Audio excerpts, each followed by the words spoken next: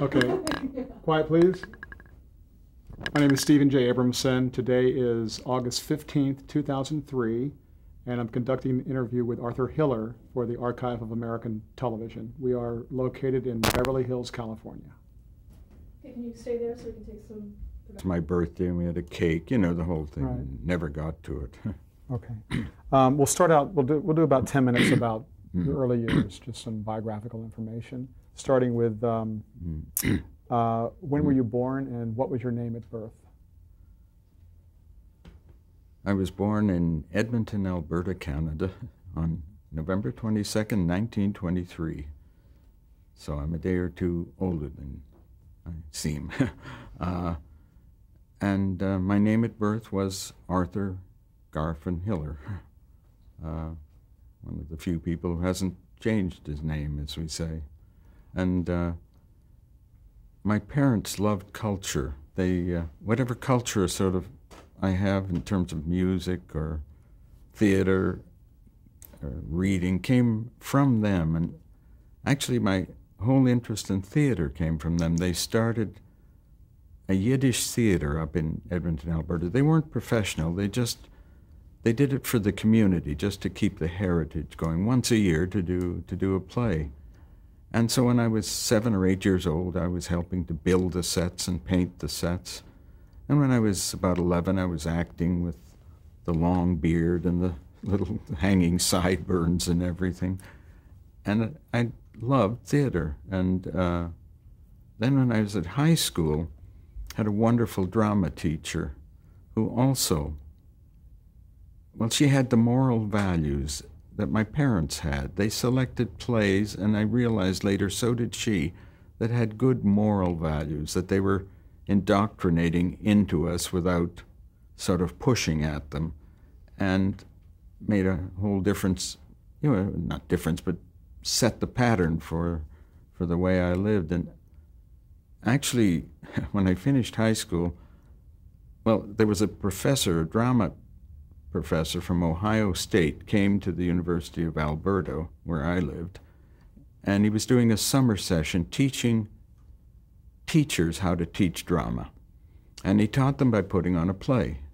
And they had to build the sets and paint the sets, and they had to act in it and get the props and make the costumes or find them. And that's how he taught them this way. And he was short 2 actors. He went to the high school drama teacher and he said, "Who are the best kid actors?" And I ended up playing Donald, the black servant, and You Can't Take It With You. And from that, I was offered a drama scholarship to Ohio State. And I turned it down because I thought, that's what you do on the weekends. You don't earn your living in the theater. And I went off to World War II. I was a navigator in the Canadian Air Force and, you know, the European theater. And when I came back, I went to the University of Toronto and just took an arts degree, but I got involved in all the theater and the variety shows that we did once a year, making fun of the professors and what, you know, that sort of thing. And my love of it kept going. And then I studied a year of law and thought, that's not me, and went back to Toronto to take my master's in psychology.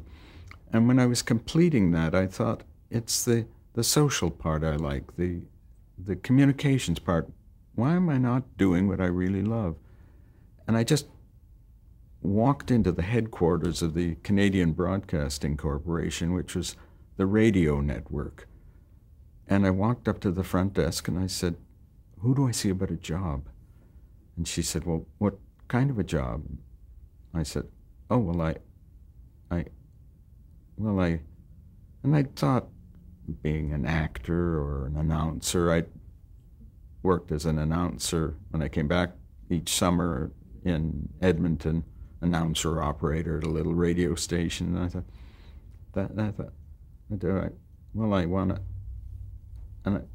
I want to be a director. To this day, I don't know where that came from.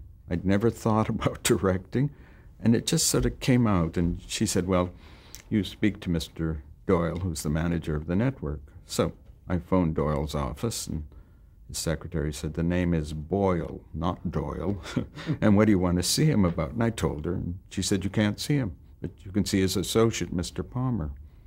So I went to see Palmer, and I said, "I want to be a director." And I don't know whether you started a transmitter on the prairies and work your way up.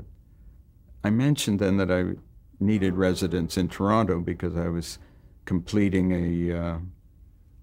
I needed a couple more months sort of residence to complete my master's. "Oh," he said, "what are you studying?" And I said, "Psychology." And he said, "Oh, just a minute."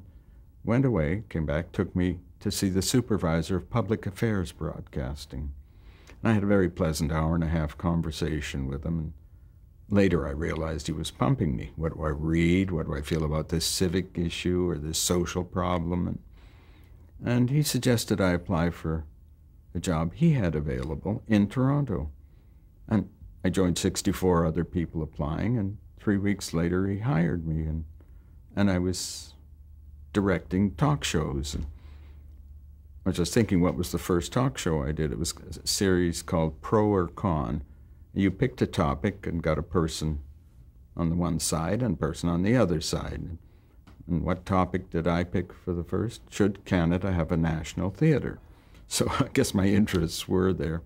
And I did talk shows, and then because of my love of drama, I started to do radio drama documentaries, I guess you'd call them. They were dramas, but about a civic issue or a social problem, that sort of thing. And that started me in doing what I loved to do. Although I could continue in radio, you could do 17 shows a week. Pretty soon I went into straight drama and music shows and continued doing these shows. You just could do so much.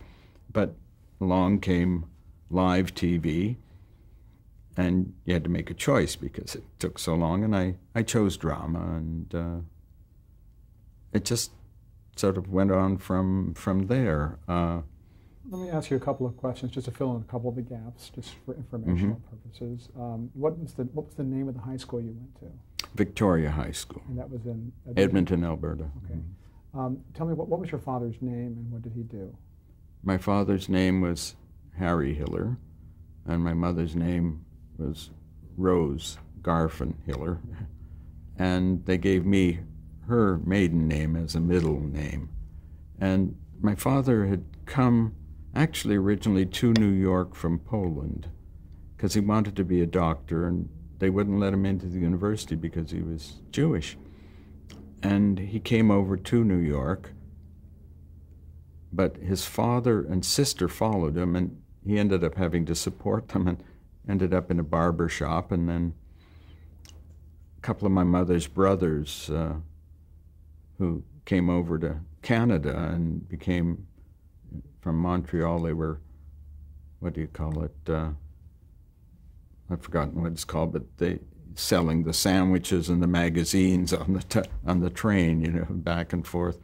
And they reported to the family that was in New York that the streets of Fort Edmonton, it was then, are paved with gold. And all my mother's family shifted from New York up there, and that's how we sort of got there. And my father had a barber shop there, and then changed to a sort of general store, secondhand store, and odds and ends like, you know, guitars, watches, that sort of thing. Did your mother work outside the home?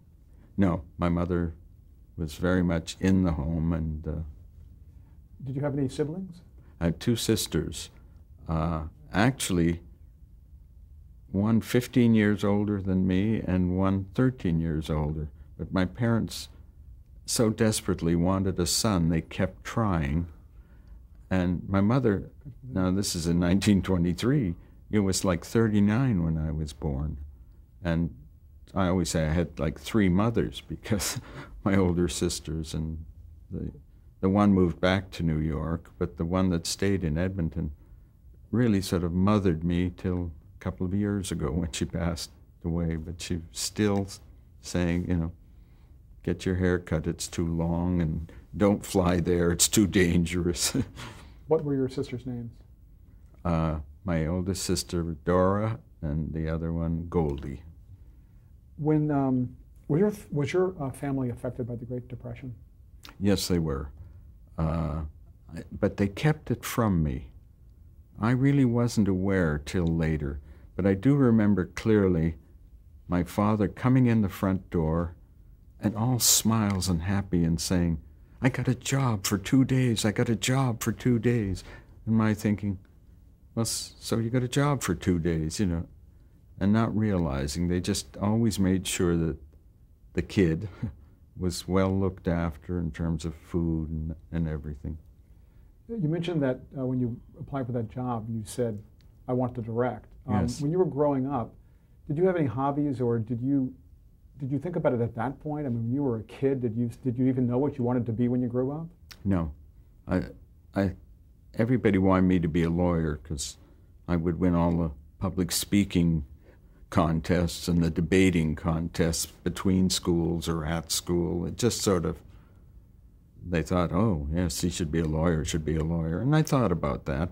But I loved radio, and I thought about announcing, and actually still remember going to CFRN in Edmonton, and that Rio Thompson, who was one of the announcers, was so nice to me.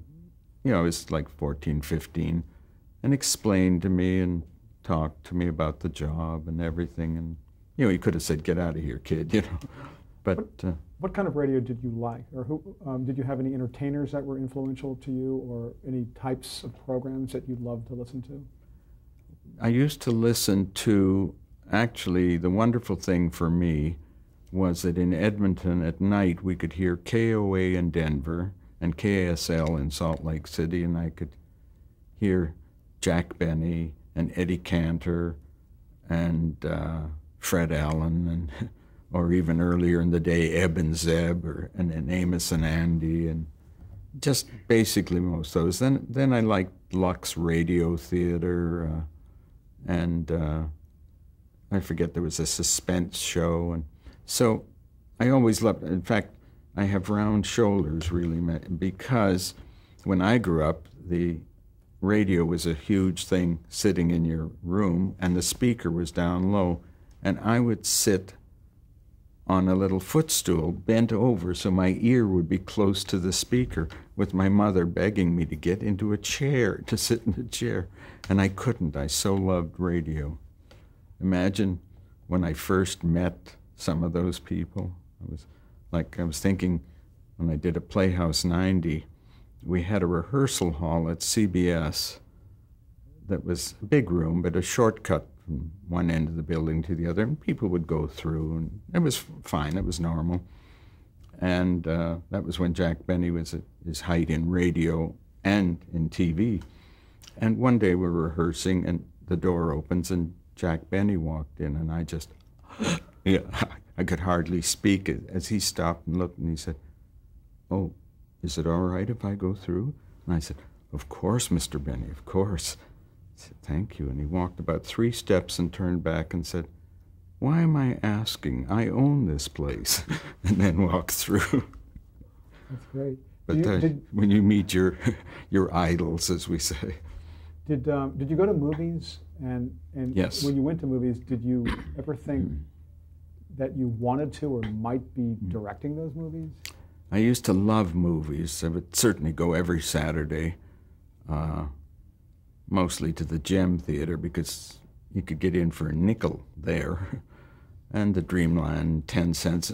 But I did go, and all my life, but never thought that I would work in film, or never thought, gee, I'd love to make movies. Just always, I did have thoughts about radio and about acting and announcing, but nothing about film.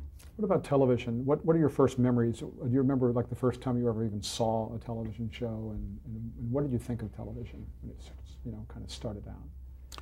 Well, I had very much the same feeling as I had for radio. I just loved it. I guess I like communication because I love to listen to records also, and as I say, my parents introduced me to so many wonderful singers on the discs and that, and they would bring once a year or twice a year, they'd bring an author or a performer out and who would just entertain the community, and usually ended up sleeping in my bed at our house, and I would have to sleep on the floor on a mattress or something. But I never minded. I got to meet them and see them, and but never thought in terms of film. No. What types of shows did you used to watch, or like on early television? Again, the same kind of shows. I would watch the Jack Benny show, and it just almost anything on TV. I could watch a couple of hours every night. Did you think TV would last? I thought so, because that's why I went into TV from radio, because a lot of my colleagues said, "Don't do that. That's not going to be around, you know. It's just going to go away." And I thought, no, this is a whole new adventure, and put myself in trouble with the very first television drama that I did, because it was on board a ship. It was at the, what should we say, at the control, and so the production designer was preparing it where you look past the big steering wheel to the room behind, and I thought, no, in a half hour people are going to get tired and not realize that this is on water, even though it was at the wharf, so to speak. I said, I want to do it the other way around. I want to be able to see windows and look out at water and build a little wharf and that. And they said, you're making it tough on yourself. And I said, I didn't care. You know, I was young and adventuresome. And then found when we actually got into dress rehearsal, or not dress, but rehearsal with the cameras, indeed, I had the cameras looking at each other so many times because there were so many windows. But everybody helped me in the best way. You know, the camera people said, what if I go here? You know, and it worked out, and it was a good idea, because you did get more feeling of where you were rather than... I had that over the years. When you first went to the CBC, the Canadian Broadcasting Corporation, do you remember when that was, or around what year it was, and what was the state of, what was it like at that time? I think it was 1950. Yeah. And what was the CBC like at that time? CBC radio was at its tops. It was like considered the best in the world, because it was government operated without the government interfering.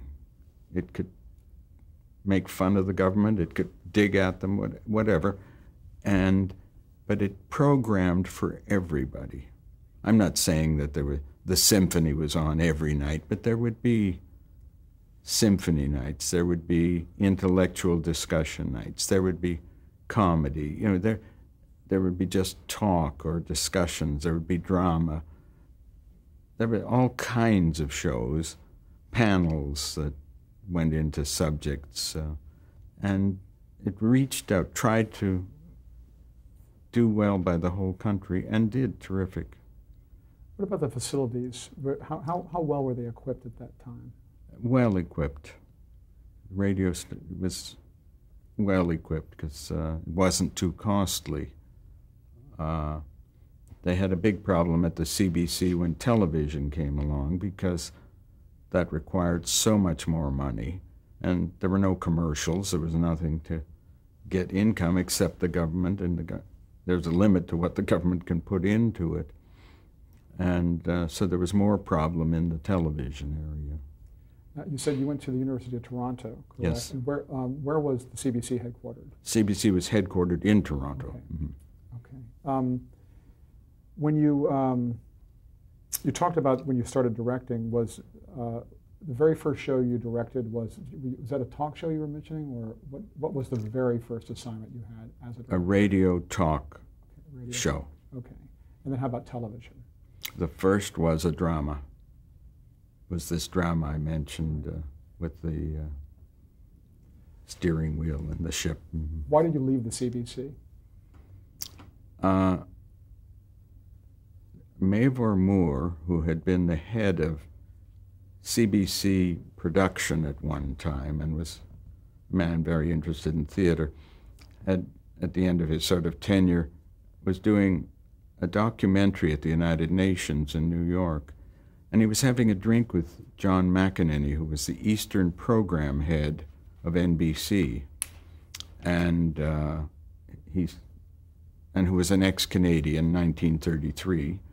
And he said to him that Hume Cronin, the actor, who was also ex-Canadian, had once said to him, if there's a bright young Canadian, tell McEnany about him.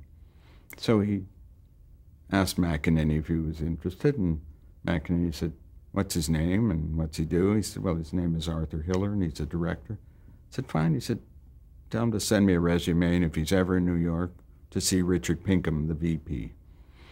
And Mavor said, are you interested? And I said, okay, and I sent a resume. And about 6 months later, I was visiting my sister, who had moved back there, I mentioned. And I thought, well, I might as well phone Pinkham's office. And I phoned, and they said, oh, he's been expecting you. It's been so long. And a half hour later, I'm up on the 27th floor of the RCA building, and he said, yes, read your resume, very impressed. I would like you to meet Gordon Duff, the producer of Philco Playhouse. I met Gordon Duff, which was a live drama. And he said, yes, very impressed, not interested. And that was the end of that. And then they said they wanted me to meet Albert McCleary, who was starting a new show on the West Coast. And I met McCleary, and we talked, and he said, yes, very interesting, yes. He liked me, and he said, send me the closest thing you have to Cameo Theater. And I thought, what's Cameo Theater? I've never seen it. Do I tell him we haven't seen it, or do I say we don't see it in Canada, or do I just ignore it or pretend I've seen it? And I didn't say anything. And I went back up to Toronto, and I thought, I had done a television show called The Mark, which later was made into a film with Stuart Whitman as a child molester and Rod Steiger as a psychiatrist. And I had done that as a TV show, and I was very impressed with it. And I thought, yeah. And then I thought, that's not American TV. I better not send that. And I thought, we did a live show called The Swamp, and we had a shootout and a bank robbery, and live, bang, bang, and going, and then man hit, and then they were running away in a swamp. We had a swamp built on the stage, and the actors are going through that. We had the end of a car crash. It was very impressive in terms of live TV. And I went up to the library and said, could I borrow the kinescope? There was no such thing as tape then, and kinescopes were photographs of the image on the TV screen. But they said, yes, you could. And they couldn't find it. And it showed in the books it was there, but they looked all over. So finally I ended up sending a Mickey Spillane type half hour, which proved to be the perfect thing to send, because Cameo Theater and Matinee Theater, which he was starting on the West Coast, had no sets. It was just a black backdrop all around, and you never shot anybody looser than a waist shot. If you want to say they're rich, you put a beautiful candelabra in front of them and you shoot past it. You want to say it's a lawyer, you put a bookcase behind with law books. That was the way it worked. Well, a detective story that I did send was just so right because it had lots of close-ups and under the arm shots, all the things that work well, tight, tight, tight. In fact, the man who ran it with McCleary said, 10 minutes into it, he was ready to marry you. And he liked it and offered me a 2-show trial on Matinee Theater. And everybody said up in Toronto, oh, Hollywood, go, yeah, boy. But I was very nervous, and I thought, what did I know about Hollywood except what I read in the gossip magazines or that? And I thought, is that the kind of life I want to live? And for about 3 weeks, I was just on the fence, and finally they called and they said, tomorrow 1 o'clock our time, yes or no? And I said to my wife, well, let's go. I said, what's the worst thing? 6 months in California and we come back home. And I said yes and went down, and that started my career here. Although when I was doing the very first matinee theater, I was sitting up in the booth, calling the shots or the cameras, all the work that you do in live TV from the booth, and all nervous, and I thought, and McCleary was standing up behind me, and I thought, it's going along. I thought, yeah, it's good, it's going well, yeah. And I thought, wait, if it's good, why isn't he saying anything? And I thought, is it not good? Do I just think it's good? And I started getting so nervous, and I said, oh yeah, it's good. He just doesn't want to bother me, And I thought, wait a minute, is what's good in Canada not good here? I was going through all that and just sort of falling apart almost. And finally, McCleary leaned over and whispered in my ear, I'm really terribly impressed. And I just puffed up, and he said, you're all dressed up. And I deflated because I was wearing a shirt and tie, because that was Canadian. You wore a shirt and tie. You didn't wear an open shirt and that. But after the show, he said, don't worry about the second one. He said, bring the family down, But how often did Matinee Theater air? And how long did it take to produce an episode? Matinee Theater was a drama every day of the week. So there were 12, approximately, directors. And it would take us about 10 days to rehearse and then stage with the cameras, working that, and then the actual dress rehearsal and the show would take about 10 days. And live television is just unbelievably exciting, because no matter how organized you were, no matter how prepared you were, when the second hand hit the top, you had to pray, because anything could go wrong. An actor could forget lines. A camera could stop operating. Well, I did one matinee theater. They like to have, how should we say, name people in it, even if they weren't actors per se. So sometimes they'd a well-known model or a sports figure and that sort of thing. And I did one where we had a female who was really more a model and an actress, and another woman, two women who were not really professionally tuned in enough at acting, and they did forget, both of them forgot their lines. And I still remember Darren McGavin keeping that scene going for about 4 minutes by himself while they sort of got back into it. So it's, I remember in Canada losing a camera about 6 minutes into the half hour and having to live, just keep switching the cameras and working it out and making sure you could get, how was I going to get the shots and that, and, to make sure cables could be lifted and cameras could get through, and all the problems that you have, and somehow got through it all. It was interesting to me that the the head of drama at the CBC had watched the dress rehearsal. And then he went home. Now, when we finished the show... Can we take a quick pause? We have to change tape, and then we can continue.